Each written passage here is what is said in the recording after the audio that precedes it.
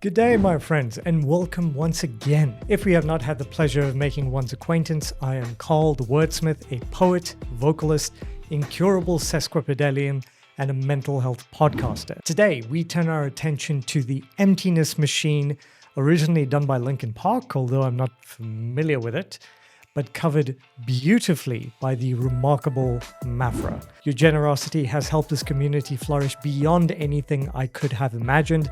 Should you wish to support the channel yourself, you'll find every contribution link waiting in the description below.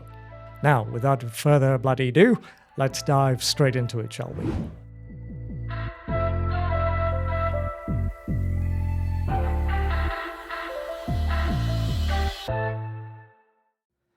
Okay, so the Emptiness Machine, originally performed by Linkin Park, covered by the brilliant MAPHRA. Here we go. Marvelous MAPHRA, that would work better. Alliteration. Your blades are sharpened with precision. Oh, Flashing your favorite point of view. I know you're waiting in the distance. I don't know this song. Just like you always do. Just like you Sounds cool. always do. Already putting it in. Already under my skin. I know Love it exactly how this ends. I let you cut me open just to watch me bleed. Oh, Gave up who I am for who you wanted me to be. nice lyrics. Don't know why I'm hoping for what I won't receive. Falling for the promise of the emptiness machine. The emptiness machine.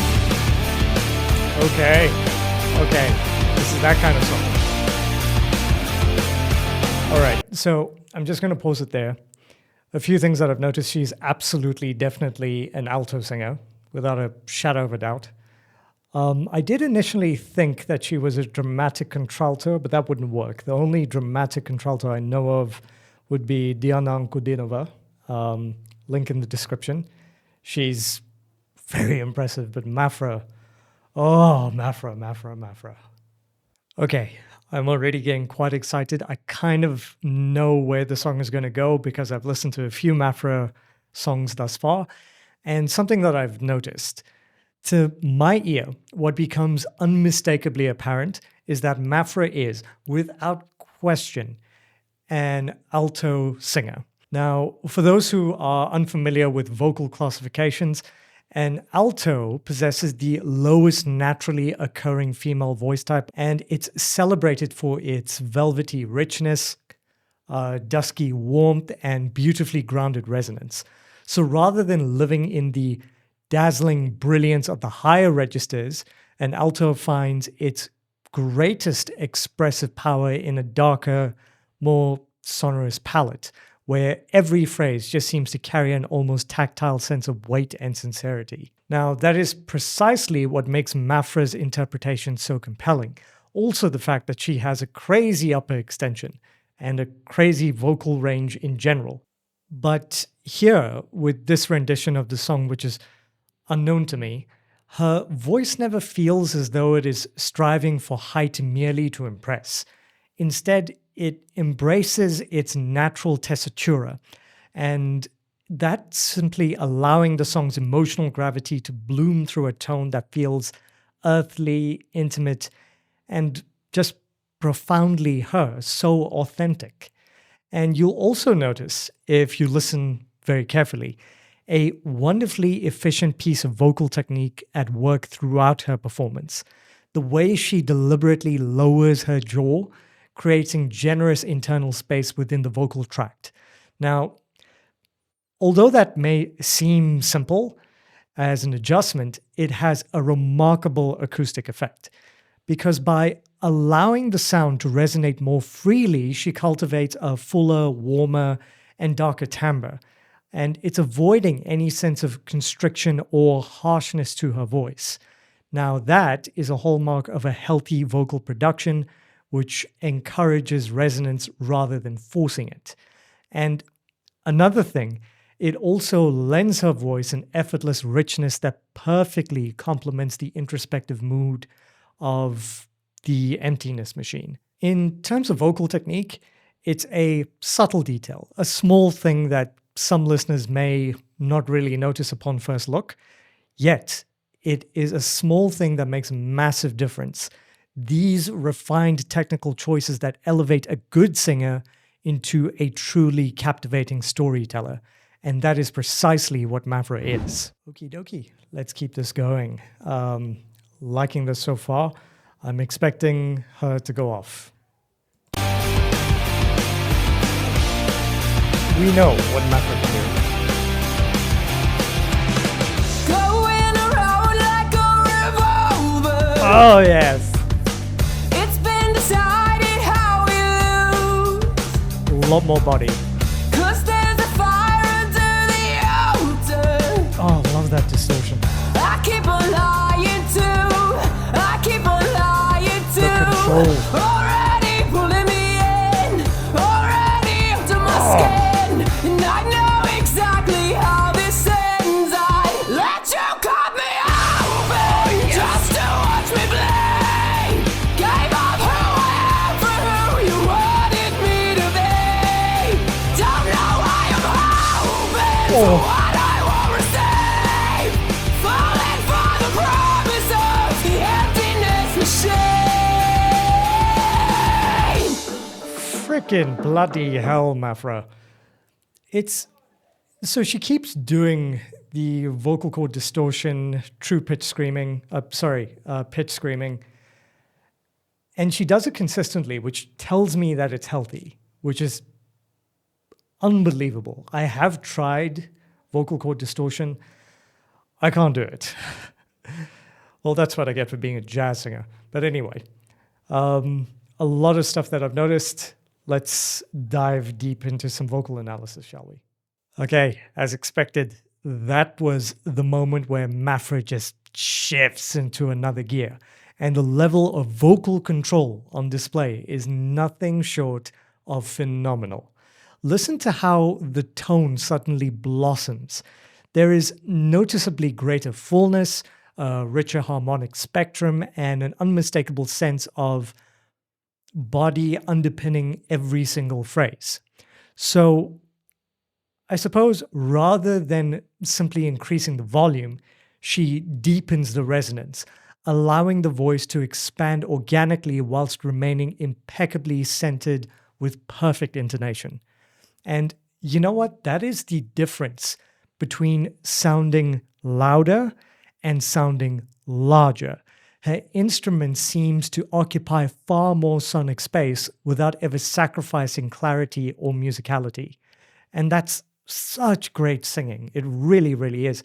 And again, what impresses me even more is her effortless command of false chord distortion. And I could talk forever about her ability in this regard. Because from reading and trying it myself and failing dismally, I know that this is an advanced vocal technique that introduces a gritty, aggressive texture by engaging the false vocal folds rather than forcing the true vocal cords to bear the strain.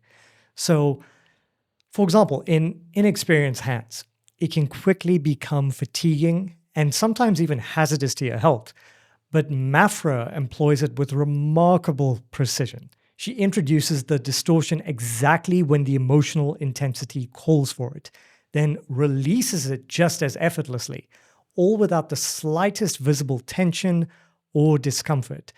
There's no real grimacing as if it hurts, there's no pushing, there's no signs of real distress, only complete mastery over her instrument. And that freedom speaks volumes about the health of her technique.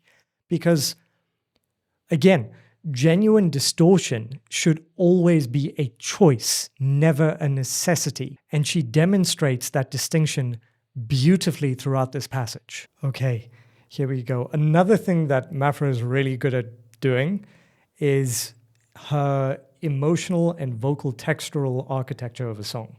She really knows how to implement the right moves at the right time, which is the quality of a very mature singer. I don't know how old she is. If someone could let me know in the comments, that'd be good.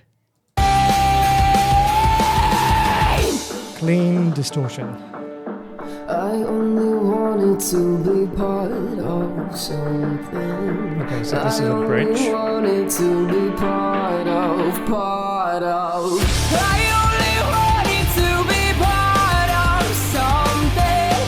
I only wanted to be part of.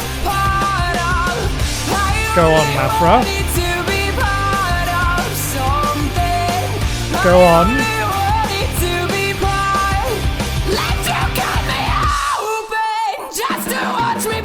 Oh. Gave up for who you wanted me to be. Don't know why I'm hoping, so fucking naive. Falling for the promise of the emptiness machine. The emptiness machine. Oh, I love it. The emptiness machine. Nice. The emptiness machine. Oh, love. That was good pausing on my part. I love it how when she sings, she has a lot of emotion in her facial expressions. And then when the song ends, completely deadpan. Like, yeah, I did it. So what? I love her. I love her. She really is one of the best. She is a goat in the making. Actually, you know what, she's a goat already. Okay, so it's MAPHRA. What do you expect? This is now my 5th reaction and vocal analysis of her. And I can say with complete sincerity that the experience never grows stale. And I love it. That's a remarkably rare quality in any artist. And by this point, you begin to understand the hallmarks of a voice. You know, when it comes to her, it's the sumptuous warmth, the assured technique, the emotional conviction. And we all know that. And yet somehow, every performance still finds a way to surprise you. There's an almost paradoxical quality to her artistry. You think you know her. You think you know the landscape you're about to traverse. Only for her to illuminate an entirely new path through it. So whether it's an expected vocal color, fresh interpretive nuance, or a beautifully judged technical flourish, she just continually reminds us that true musicianship isn't about repeating excellence. It's about rediscovering it from a different perspective each time. Now, I, like many of you watching, have a wish list, a MAPHRA wish list, if you will. There are 2 things I would absolutely love to see from her in the future.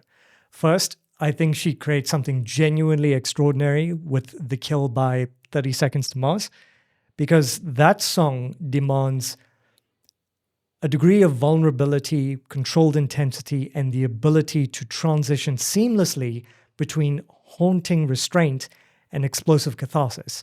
And those are qualities MAPHRA possesses in absolute bloody abundance. And then secondly, and perhaps even more importantly for me, I would love to hear her own original music done by her, lyrics written by her. Covers, don't get me wrong, have given us a wonderful glimpse into her vocal identity, but original material would allow us to discover her artistic voice in its most purest form. If her interpretations of other songs are this compelling, could you imagine how captivating it would be to hear stories and emotions born entirely from her own experience and imagination? I think it would be absolutely brilliant. Well, that's all from me, folks. This has been an absolute joy as per usual. Thank you so much for watching. Please do comment, like, subscribe, share this video any and everywhere. I would be greatly appreciative of that. And if you would like to support the channel, please do visit any of the links in the description below. There are exclusive perks and benefits if you become a patron.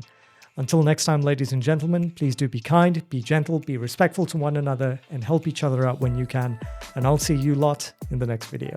Take care. Cheers.